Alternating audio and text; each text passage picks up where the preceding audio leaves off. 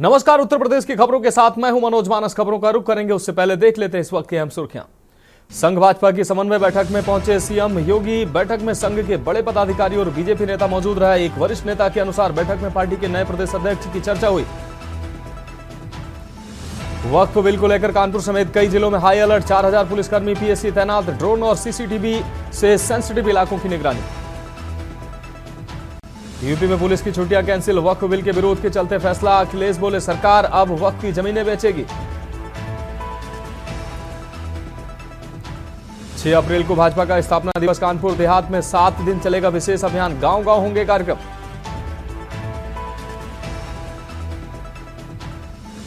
ज्ञानवापी में श्रृंगार गौरी मंदिर खुला। दर्शन करने उमड़े भक्त। जगह जगह फोर्स तैनात। विष्णु शंकर बोले कोर्ट में जीत हो इसकी कामना की।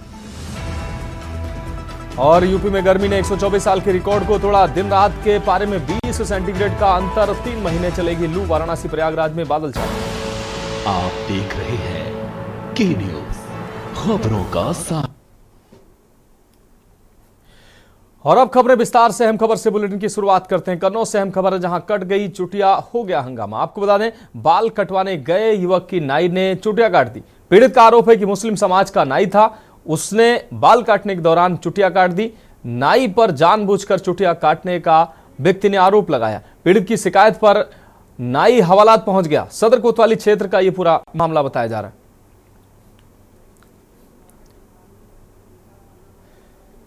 तो व्यक्ति की चुटिया कट जाने के बाद उसने शिकायत की और व्यक्ति जो है वो हवालात पहुंच गया।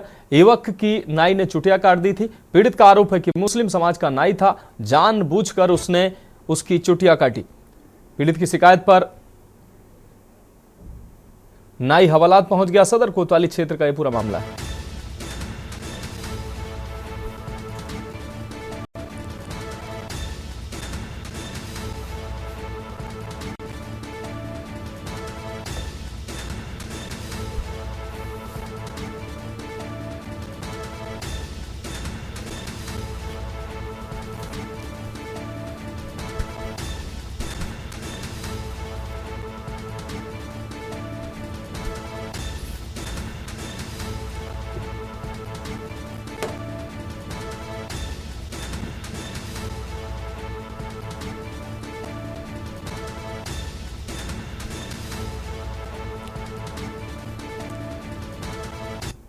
शनिवार वाले दिन मैं कटिंग कटाने गया वहाँ, तो कटिंग काटना इसने स्टार्ट किया तो मैंने इससे कहा भैया चुटिया बचा के रखना।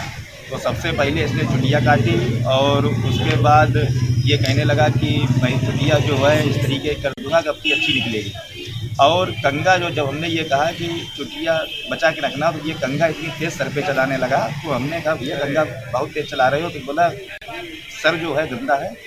और इसने जो है सबसे पहला टारगेट चुटिया को ही बनाया। ऐसा क्या था? अब उसकी मानसिकता क्या थी, अब किसी की मानसिकता थोड़ी ना जान सकते हैं। किसी के इशारे पे क्या कुछ करता है? अब जो भी हो वो अलग विषय है, बाकी कृत्य को इसी के द्वारा किया गया है। रुक करेंगे अगली अहम खबर का। केंद्र सरकार ने लोकसभा में बहुप्रतीक्षित वक्फ संशोधन बिल पेश कर दिया। हालांकि विपक्षी दल संशोधन का विरोध कर रहे हैं। साथ ही जेपीसी के गठन और उसकी रिपोर्ट को लेकर भी सवाल उठाए जा रहे हैं। आरोप है कि जेपीसी ने मुस्लिम धर्म गुरुओं से व्यापक रायशुमारी जरूरी नहीं समझी। के न्यूज ने महानगर की पुरानी आबादी स्थित घंटाघर पर जुटे लोगों से बातचीत कर उनकी मनसा टटोली। इस दौरान जहां ज्यादातर मुस्लिम लोगों ने ऐतराज जताया, वहीं भाजपा अल्पसंख्यक मोर्चा के लोगों ने समर्थन में खड़े होकर बिल को उपयोगी करार दिया।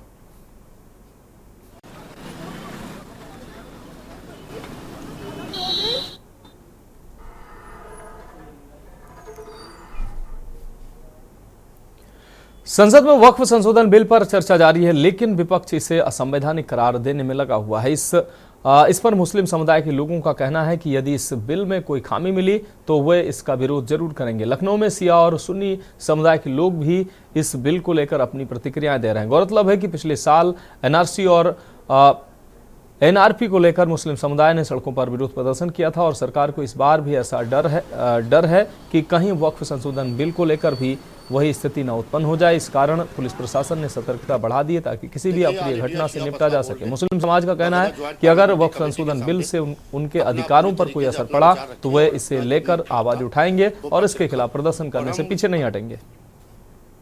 पार्लियामेंट में भी हमने जाके सरकार को सुझाव दिए। देखिए, ऑल इंडिया शिया फसला बोर्ड ने बाकायदा ज्वाइंट पार्लियामेंट्री कमेटी के सामने अपना पूरी तरीके से अपना विचार रखे और अपना जो भी पक्ष था वो पक्ष रखा। और हम पार्लियामेंट में जब शिया फसला बोर्ड को बुलाया गया तो पार्लियामेंट में भी हमने जाके सरकार को सुझाव दिए, जेपीसी को सुझाव दिए। मगर बड़े अफसोस की बात है कि हमारे सुझाव को पूरी तरीके से नज़रअंदाज किया गया है। आज ये बिल पूरी तरीके से पास हो रहा है, उम्मीद है कि पास हो जाएगा। ये बिल पास होता है तो फिर हम देखते हैं कि हम इसमें आगे क्या निर्णय लें। सर, इस बिल से लोगों में क्या संदेश जाएगा, इसमें क्या हो सकता है, इसमें नुकसान नफा? देखिए, नुकसान जहाँ तक की बात है, वक्फ जो है माले खुदा, माले रसूल, माले इमाम है। एक वक्फ अलल खैर है, एक वक्फ अलल औलाद है। तो पूरी तरीके से हमारे यहाँ जैसे 7 मुहर्रम को हाज़री मेहंदी होती है जनाब कासिम की, 8 मुहर्रम को हज़रत अब्बास की हाज़री होती है, 10 मुहर्रम को फाका शिकनी होती है। आपने सरकारी तंत्र को वहाँ पर बिठा दिया, कहीं पर कमिश्नर बैठे हैं, कहीं पर डीएम बैठे हैं, कोई सरकारी दूसरे ओहदे पर आदमी बैठा हुआ है। तो पूरी तरीके से जहाँ तक मैं समझता हूँ कि इससे बड़ा नुकसान होगा और इससे कोई फ़ायदा होने वाला नहीं है। जो विपक्षी पार्टियां हैं कुछ तो ये कह रही हैं, जैसे समाजवादी पार्टी कह रही है वोट के लिए राजनीति करो, और भी जो तमाम एनडीए घटक दल हैं जैसे नीतीश कुमार हुए, चंद्रबाबू नायडू, ये उनके समर्थन में आ गए हैं। इससे जो जनमानस के बीच में जो संदेश जाएगा उसको क्या कहेंगे?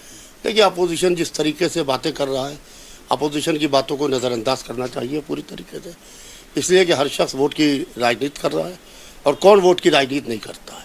सब वोट की राजनीति करते हैं। वोट की राजनीति अपोजिशन वाले भी कर रहे हैं, वोट की राजनीति जो पार्टी है वो भी कर रही है। लिहाजा इसके अंदर औकाफ तबाह बर्बाद ना हो, हमें इसको देखना, जो चीज़ अच्छी है वो ले लेना चाहिए, जो चीज़ हमारे हित में नहीं है उसके लिए सरकार से रिक्वेस्ट करना चाहिए, पुनः विचार करना चाहिए, ताकि उसको भी सही करा के हम कौम के सामने पेश कर सकें। देखिए, वक्फ जो है, वक्फ बोर्ड जो है या वक्फ प्रॉपर्टी जो है वो मुसलमानों का अपना मजहबी और मामला है और वो हमारे मज़हब का एक इंटीग्रल पार्ट है। और उसमें जो भी अमेंडमेंट्स प्रपोज़ किए गए थे या आज जो पार्लियामेंट में बिल टेबल किया गया है उसमें कई ऐसे प्रोविजंस हैं जिसको पर कि हम लोग एतराज़ था और उसका कंप्लीट और डिटेल एतराज़ जेपीसी के सामने भी फ़ाइल किया गया। मिसाल के तौर पर इसमें जो नॉन मुस्लिम्स का इंक्लूजन है, वक्फ बाय यूज़र का डिलीशन है, इसी तरीके से जो ट्राइब्यूनल्स हैं उसकी जो पावर को कम किए जाने का मामला है। ऐसे कई ऐसे एतराज़ात थे जो कि वक्फ के लिए हक़ में नहीं है बल्कि उनके ख़िलाफ़ हैं। इसलिए हम लोगों ने इस बिल को अपोज़ किया है। अब देखें इसमें लोकसभा का क्या रुख रहता है और आगे फिर राज्यसभा का भी मरहला बाकी है। देखिए, more than 90% of the Waqf property जो है वो मस्जिद, कब्रिस्तान, दरगाह और इमामबाड़ों की शक्ल में है और उसका मैनेजमेंट ज़ाहिर सी बात है पूरी तरीके से मजहबी तौर पर ही किया जा सकता है और वो जो उस मज़हब का हो वही कर सकता है। इसलिए हम लोगों का ये मानना है कि जिस तरीके से बाकिया दूसरे मजहबी रिलीजियस अफेयर्स में ये और कमेटीज़ में ये कानून है कि उसमें उसी मज़हब के मानने वालों को रखा जा सकता है, सेम मुसलमानों के वक्फ बोर्ड में होना चाहिए। उसमें जो आप मज़हब की क़ैद हटा रहे हैं और उसमें नॉन मुस्लिम्स को इंक्लूड कर रहे हैं, इससे कहीं ना कहीं बड़े पैमाने पर लोगों को एतराज़ है। यूपी सरकार के स्टाम्प व पंजीयन मंत्री स्वतंत्र प्रभार रविंद्र जायसवाल ने आज विधानसभा कक्ष 80 में आयोजित प्रेस कॉन्फ्रेंस में सरकार के 8 साल पूरे होने पर विभाग द्वारा किए गए कार्यों का उल्लेख किया। उन्होंने स्टाम्प व पंजीयन विभाग की उपलब्धियों की सराहना की और बताया कि इस अवधि में विभाग ने रेवेन्यू में कई सुधार किए हैं जिससे प्रदेश की अर्थव्यवस्था को फायदा हुआ है। स्टाम्प मंत्री से बात की हमारे संवाददाता ने, आपको दिखाते हैं। यूपी सरकार के मंत्री रविंद्र जायसवाल साहब हमारे साथ हैं। सर, आज 8 साल पे जो है आपने जो कार्य की जो है योजना रखी है उसमें क्या यूपी सरकार को फायदा हुआ स्टैम्प? माननीय मुख्यमंत्री का उत्तर प्रदेश के अंदर शानदार लॉ एंड ऑर्डर रहा है और उस कारण से उत्तर प्रदेश के अंदर लोगों का पसंद का पहला स्टेट बन गया है। 2016-17 में जब अखिलेश यादव थे तो यहाँ पर डॉक्यूमेंट यानी रजिस्ट्रियाँ, एग्रीमेंट, किराएदारी ये होता था मात्र 29 लाख होता था, अब पहुँच गया 50 लाख पर। उस समय रेवेन्यू आती थे मात्र 11,000 करोड़, अब आता है 30,000 करोड़ की, बिना सर्किल रेट बढ़ाए। 16 के पहले परंपरा था कि हर साल जुलाई अगस्त में सर्किल रेट बढ़ता था, लेकिन माननीय प्रधानमंत्री माननीय मुख्यमंत्री जी का प्रयास था कि सर्किल रेट से लोगों को आर्थिक बोझ बनता है तो इनको न बढ़ाया जाए। बिना बढ़ाए हुए हमारे सर्किल रेट बिना बढ़ाए हुए 8 साल में लगभग 3 उनका इनकम हुआ। ये इस बात का मैसेज देता है कि उत्तर प्रदेश लोगों का पसंद का पहला स्टेट बन गया है। अच्छा सर, जैसे देखते हैं पर कैपिटा इनकम जो है वो पहले बता रहे थे कि 45,000 रुपये जो है पड़ रहा था। अब के अंदर 2016 के अंदर जो प्रति व्यक्ति आया था वो था 45,000। इस समय हो गया 1,24,000। जब आदमी के पास इनकम होगा तो क्या करेगा? मकान खरीदेगा, प्लाट खरीदेगा, फ्लैट खरीदेगा, खेत खरीदेगा। इस बात का ये अच्छा है कि प्रति व्यक्ति जो 1,24,000 इनकम हुआ उसका भी असर है कि वो मकान, ज़मीन और खेत भी खरीद लो। अगर सर देखा जाए तो इस टाइम पर चोरी की जैसे घटनाएं तमाम जो है सामने आती थी कि अब ऑनलाइन सब प्रक्रिया जैसे की गई, डिजिटल किया गया। सारे हम लोगों ने रिकॉर्ड को डिजिटल कर दिया। डिजिटल करते हुए अब आज से 10,000, 15,000, 20,000, 25,000 फिजिकल स्टाम्प थे वह चलन से बाहर कर दिए गए हैं। अब 5,000 के ही फिजिकल स्टाम्प रहेंगे, उसके ऊपर सब रहेंगे ई स्टाम्प रहेंगे। ई स्टाम्प क्या होता है कि पहले आप पेमेंट जमा करेंगे तब आप प्रिंट निकालेंगे, तो इससे भी हमारे रेवेन्यू बचे के जो प्रिंटिंग में खर्चा था तो वो बचेगा और जो फर्जी होता था उसमें काफ़ी कंट्रोल रहेगा। तो ये हमारे साथ स्टैम्प एवं पंजीयन मंत्री रवींद्र जायसवाल थे, जिन्होंने 8 साल के पूरे ब्यौरे को अपने सामने रखा है और आगे की जो प्लानिंग है उसके बारे में भी बताया। वीडियो जर्नलिस्ट रमेश वर्मा के साथ कौशलेंद्र उपाध्याय, के न्यूज़, लखनऊ। रुक रहे अगली अहम खबर का। लखनऊ के कानपुर रोड स्थित सिटी मॉन्टेसरी स्कूल के फिल्म डिवीजन द्वारा 14वां अंतर्राष्ट्रीय बाल फिल्म महोत्सव सीएमएस के ऑडिटोरियम में आयोजित किया जा रहा है। इस महोत्सव में 102 देशों से लगभग 400 बेहतरीन शैक्षिक बाल फिल्में निःशुल्क प्रदर्शित की जाएंगी। इसके अलावा विभिन्न देशों की सर्वश्रेष्ठ बाल फिल्मों को 10 लाख रुपए के नगद पुरस्कारों से नवाजा जाएगा। सीएमएस प्रबंधक प्रोफेसर गीता गांधी ने प्रेस कॉन्फ्रेंस में बताया कि ये फिल्मोत्सव केवल मनोरंजन का माध्यम नहीं बल्कि यह शिक्षा का महत्वपूर्ण हिस्सा है जो जीवन मूल्यों और चरित्र निर्माण को बढ़ावा देता है। Festival director Shri RK. Singh ने बताया कि फिल्मोत्सव 7 अप्रैल से शुरू होगा और इसमें प्रतिदिन 2 शो होंगे, सुबह 9 बजे से 11:30 बजे तक और फिर 12 बजे से 2:30 बजे तक। बच्चों की सुविधा के लिए विदेशी बाल फिल्मों का हिंदी और अंग्रेजी में रूपांतरण भी दिखाया जाएगा। 7 दिनों के इस महोत्सव में फिल्म जगत की कई दिग्गज हस्तियां भी दर्शकों के उत्साहवर्धन हेतु पधारेंगी।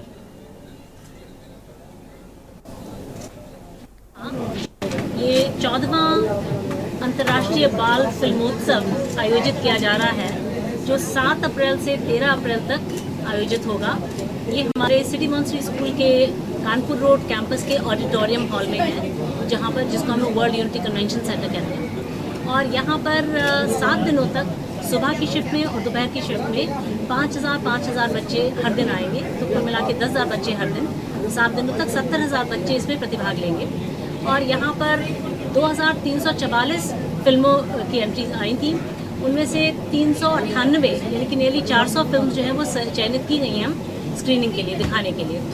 और इसमें जो प्रोड्यूसर हैं और जो डायरेक्टर हैं उनको 6 कैटेगरीज में प्राइजेस मिलेंगे, जो कुल मिलाकर के प्राइज़ का मनी है 10 लाख रुपए। इसमें फिल्म जगत के दिग्गज एक्टर्स और पर्सनालिटीज़ को भी बुलाया गया है जिससे बच्चों का वो उत्साहवर्धन करें। मैं उनका नाम बता देता हूँ आपको। देव जोशी है बाल कलाकार, ये हर बार हमारे यहाँ आते हैं। ये एक्टर हैं, बालवीर सीरीज के लीड एक्टर हैं। दूसरा है अनाहिता भूषण, ये भी लीड एक्टर है इसी सीरीज में, बालवीर सीरीज में। ये भी इन्होंने भी कंफर्म कर दिया कि she is also coming to grace the festival. एक हेमंत तिवारी है जो फिल्म डायरेक्टर हैं, बहुत बड़े फिल्म डायरेक्टर हैं वो। उन्होंने कई फिल्मों को डायरेक्ट किया है, कई टीवी सीरियल को डायरेक्ट किया है। हेमंत तिवारी जी आ रहे हैं हमारे फिल्म फेस्टिवल को ग्रेस करने के लिए। दूसरा है औरोसिका डे, ये भी एक एक्टर हैं, काफ़ी फिल्मों इन्होंने काम किया है, काफ़ी सीरियस में काम किया है इन लोगों ने। उन्होंने भी अपना कन्फर्मेशन दिया कि he is coming for the festival. Purnika Sadanand, ये एक टीवी एक्टर एक्ट्रेस हैं, तो ये भी आ रही हैं हमारे फेस्टिवल में। जानी मानी सीरियल की एक्ट्रेस हैं, तो शी इज ऑल्सो कमिंग। इस तक इमरान खान एक एक्टर हैं, आप लोगों ने उनके बारे में सुना होगा। इमरान खान भी हमारे इस फिल्म फेस्टिवल में आ रहे हैं। रुक करेंगे अगली अहम खबर का। भारतीय जनता पार्टी किसान मोर्चा कानपुर महानगर दक्षिण ने ग्रामीण क्षेत्रों में किसानों की समस्याओं के समाधान के लिए जिलाधिकारी जितेंद्र प्रताप को 7 सूत्रीय ज्ञापन सौंपा है। भाजपा किसान मोर्चा के जिलाध्यक्ष हर्ष प्रताप सिंह चौहान ने कहा कि केंद्र और प्रदेश सरकार किसानों के कल्याण के लिए निरंतर काम कर रही है, लेकिन लापरवाह अधिकारियों के कारण किसानों को योजनाओं का लाभ नहीं मिल पा रहा है। ज्ञापन में किसानों की प्रमुख समस्याओं का समाधान सुझाया गया, जैसे ब्लॉक स्तर पर बंद पड़ी बोरिंग को फिर से चालू करना, हर न्याय पंचायत में गेहूं क्रय केंद्र खोलना, आवारा जानवरों का व्यवस्थित प्रबंधन और किसानों को कृषि यंत्रों की जानकारी देना। इसके साथ ही खाद की व्यवस्था समय पर करने की भी मांग की गई। जिलाधिकारी ने ज्ञापन स्वीकार कर किसानों को सरकार की योजनाओं का लाभ पहुंचाने के लिए समिति बनाने का आश्वासन दिया। किसानों की समस्याएं जानने का प्रयास करती है और जो सरकार की योजनाएं हैं उनको किसानों तक कैसे पहुंचाया जाए, और जब हम लोग किसानों के बीच में बैठते हैं, पंचायत करते हैं, तो उनसे समस्याएं उनकी जानने का भी प्रयास करते हैं। उस पे 10-12 कुछ मुख्य समस्याएं निकल के आती हैं, जिनमें हम लोग छांटते हैं कि कौन सी समस्याएं अभी तुरंत क्रियान्वयन के लिए आवश्यक हैं। तो उस पर हमने 5-7 पॉइंट बनाए हैं। उन 5-7 पॉइंट में सबसे पहला जो पॉइंट है कि ये जो गेहूँ के क्रय केंद्र हैं, ये प्रत्येक न्याय पंचायत में खोले जाएं। जब क्रय केंद्र न्याय पंचायत में खोले जाएंगे तो उनसे डायरेक्ट किसानों को उससे लाभ मिलेगा। व्यवसायियों से वो क्रय केंद्र में जो व्यवसायी हैं उनका इंटरफेरेंस बंद हो जाए।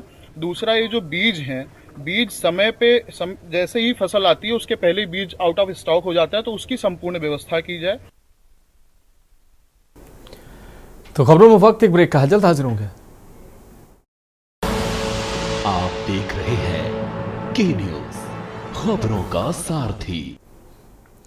ब्रेक के बाद खबरों में एक बार फिर से आपका स्वागत है। रुक करेंगे अगली अहम खबर का। कानपुर की कल्याणपुर विधायक नीलिमा कटियार ने मंगलवार को वार्ड 13 स्थित रामेश्वर मंदिर के पास गंगा रोड पर सीवर लाइन डालने के कार्य का मुआयना किया। उन्होंने समय पर कार्य पूरा न करने पर जलकल और जल निगम के अधिकारियों को जमकर हड़ताल लगाई। विधायक ने कड़ी चेतावनी देते हुए कहा, यदि सीवर लाइन का कार्य जल्द पूरा नहीं हुआ तो जिम्मेदार अधिकारियों पर सख्त कार्रवाई की जाएगी। नीलिमा कटियार ने नगर आयुक्त से भी फोन पर बात की। उन्होंने स्थिति का शीघ्र समाधान करने का आश्वासन दिया। गंगा रोड पर पिछले 6 महीनों से सड़कों की खुदाई की गई थी, लेकिन अब तक मरम्मत नहीं हो पाई है, जिससे स्थानीय लोगों को भारी असुविधा हो रही थी।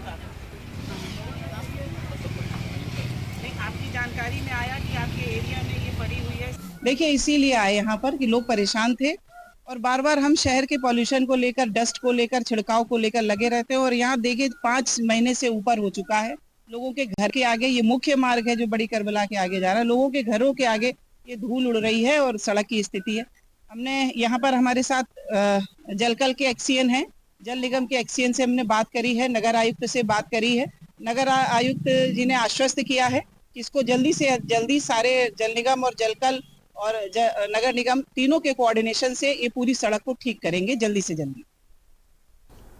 रुक करेंगे अगली अहम खबर का। झांसी में गांजा तस्करों की तलाश में पुलिस लगी हुई है। पुलिस को इस दौरान बड़ी सफलता भी हाथ लगी है। स्वाट टीम और थाना बड़ा गांव की टीम ने कृष्णा और रामवीर को गिरफ्तार किया है, जो लुधियाना के निवासी है। इन तस्करों ने टाटा 407 ट्रक के बॉडी में गांजा छुपाया था। ट्रक की चेचिस के ऊपर 1 फीट लोहे की चादर लगाकर नट बोल्ट से कसकर गांजा छिपाया हुआ था। पुलिस ने 113 किलो गांजा बरामद किया है, जिसकी राष्ट्रीय कीमत लगभग 25 लाख रुपए है। दोनों अभियुक्तों के खिलाफ मुकदमा पंजीकृत कर उन्हें जेल भेजा गया है। बताया गया कि ये तस्कर गांजा उड़ीसा से लुधियाना ले जा रहे थे।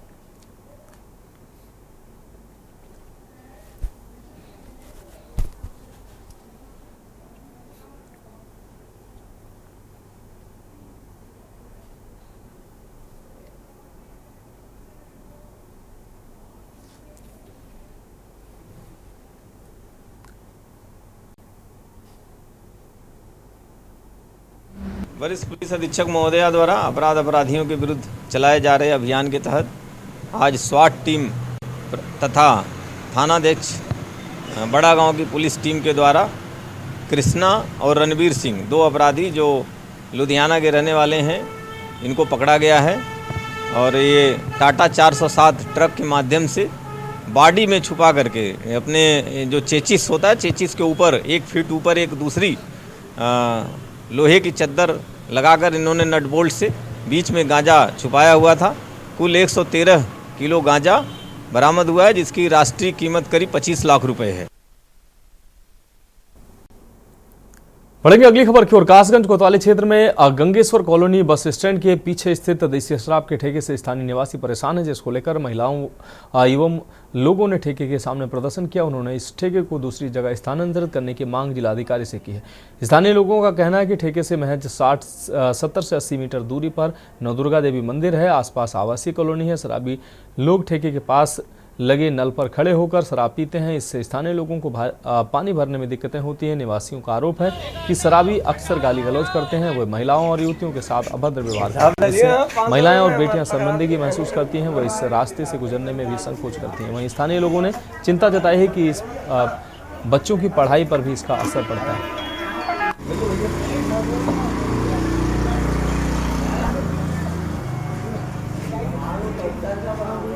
यहाँ ये जो ठेका खुला हुआ है, इससे हम लोगों को बहुत ज़्यादा परेशानी है। बच्चे पढ़ने लिखने वाले हैं और बच्चों के साथ बदतमीजियाँ की जाती हैं। शराब पीने वाले बदतमीजी करते हैं, वहीं शराब पीते हैं, वहीं मूतते हैं।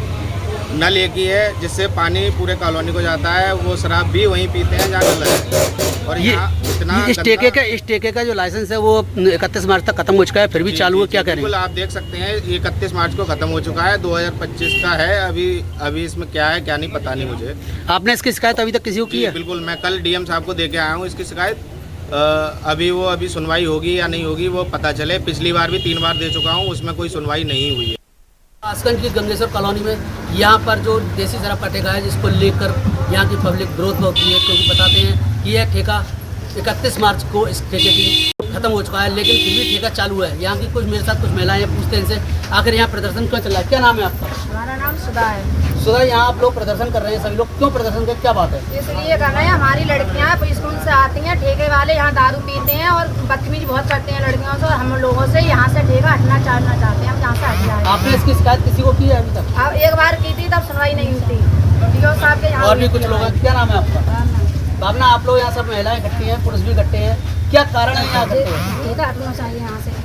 क्या इस ठेके से क्या परेशानी आ रही है? छोटे बच्चे हम नहीं करते हैं, बदतमीजी करते हैं, टॉयलेट वगैरह खड़े हो जाते हैं, उनकी सीधी बदतमीजी करते हैं, जो इन्हें देख रहे लेट नहीं कर रही है, नाली पे खड़े हो जाते हैं टॉयलेट के लिए। मेरे साथ कुछ पुरुष भी मौजूद है। क्या नाम है आपका? आलोक, जो आप यहाँ पर जो प्रदर्शन कर रहे हैं सब लोग, क्या मामला क्या है, क्यों हटवाना चाहते हैं? यहाँ पे बहुत बदतमीजी होती है, यहाँ पे ना सबसे ज़्यादा महिलाओं को ज़्यादा दिक्कत है। आने जाने वालों की तरफ भी यहीं से पड़े रहते हैं, तो सबसे ज़्यादा जैसे जेल के नाली चौक हो जाती है। ये थे मेरे साथ कुछ लोग, जिन्होंने बताया कि यहाँ पर जो ठेका है वो आबादी में बस्ती में बसा हुआ है, बस्ती में ही है। इसके साथ ही यहाँ पर ठेकेदार जो शराब पिलाने वाले हैं, जो खुलेआम शराब पिला रहे हैं। कासगंज से के न्यूज़ इंडिया के लिए प्रशांत सोनी। अगली अहम खबर अलीगढ़ से, जहां अलीगढ़ में आयकर विभाग ने 15 दिनों के भीतर जूस विक्रेता, ताला कारीगर और संविदा कर्मी को 52 करोड़ रुपए से अधिक के आयकर नोटिस भेजे हैं। हाल ही में भारतीय स्टेट बैंक में संविदा कर्मी करण कुमार को 34 करोड़ रुपए का नोटिस मिला है, जिसके बाद वह और उसका परिवार परेशान है। करण का कहना है कि उसका वेतन महज 15,000 रुपए है और वह मानते हैं कि नोएडा में काम करने के दौरान उनके आधार और पैन कार्ड का गलत उपयोग हुआ। इस मामले में उन्होंने पुलिस में शिकायत दर्ज कराई। इससे पहले जूस विक्रेता मोहम्मद रईस और ताला कारीगर योगेश को भी आयकर विभाग का नोटिस मिल चुका है।